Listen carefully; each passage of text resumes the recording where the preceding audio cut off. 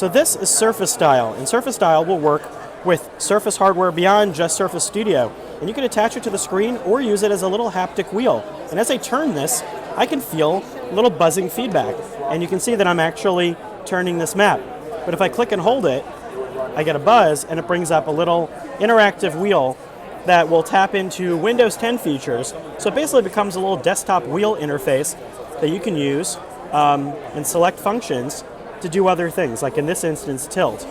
So Surface Dial is a separate input accessory to go with pen, and I'm taking a look at it for the first time here in New York.